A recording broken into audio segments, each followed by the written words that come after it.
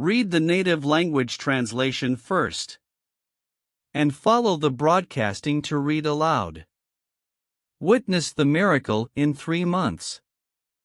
NATO leaders are gathering in Lithuania for a crucial summit that could shape the direction of the war in Ukraine and the future of the Western alliance. It is thought some allies will promise Kyiv new security guarantees designed to deter future Russian aggression. They will also discuss providing more weapons and ammunition. On the membership issue, Ukrainian President Volodymyr Zelenskiy wants NATO to say Ukraine could join as soon as possible after the fighting ends, setting out explicitly how and when this could be achieved. But some NATO nations are reluctant to go too far, fearing the promise of near-automatic membership could give Russia an incentive both to escalate and drag out the war.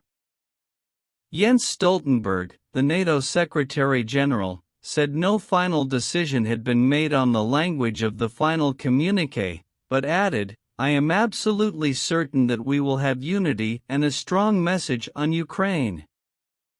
But after late-night talks on Monday, he announced that Turkey had agreed to support Sweden's application to join NATO. The news was welcomed by the US and Germany, as well as Sweden itself.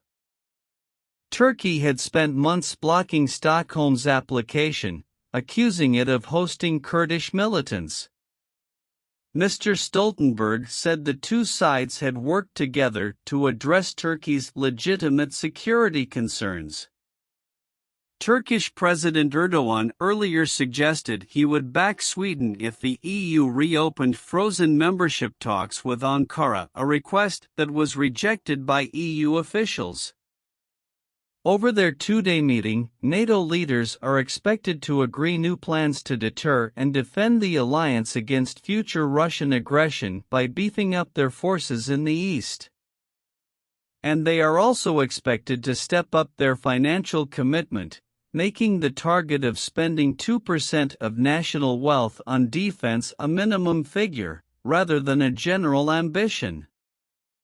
Security is tight in Vilnius, with NATO forces, including Patriot air defense missiles, defending a summit taking place only a short distance from Belarus and the Russian exclave of Kaliningrad. The overarching aim of the meeting is for NATO to convince President Vladimir Putin of the alliance's long-term military commitment to Ukraine. Officials hope this could begin to change the Russian leader's thinking, putting doubt in his mind that he can outweight the West. As such, some see this summit as potentially as important as military gains on the battlefield in persuading Mr. Putin to change his strategy. So some NATO members will promise Ukraine new security guarantees. U.S. President Joe Biden has suggested Ukraine could get the kind of military support his country gives Israel, long-term commitments designed to deter potential aggressors.